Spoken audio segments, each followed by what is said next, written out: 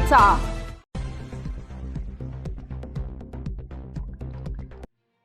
अध्यक्ष महोदय, सन्माननीय सदस्य प्रशांतजी ठाकूर यांनी जो प्रश्न मांडला त्याच्या अनुषंगानं माहिती देताना सांगतो की गुटख्यावरती बंदी असताना देखील काही ठिकाणी अवैध पद्धतीनं त्या ठिकाणी गुटखा विक्री होते। या संदर्भात संपूर्ण महाराष्ट्रामध्ये पोलिसांनी वेगवेगळ्या ठिकाणी कार्यवाही केली।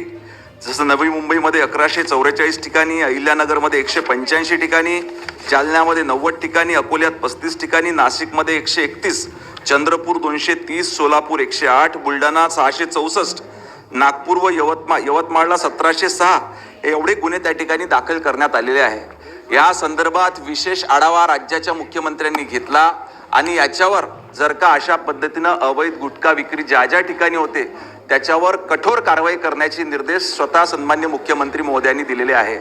दुसरं, आजचा प्रश्न जो उपस्थित या ठिकाणी प्रशांतजी ठाकूर यांनी केला की शैक्षणिक संस्था म्हणजे शाळा आणि महाविद्यालयाच्या 100 मीटरच्या परिसरामध्ये अशा पद्धतीच्या घटना नाही घडल्या पाहिजे याच्याकरिता पोलीस प्रशासना त्या ठिकाणच्या एक मिनिट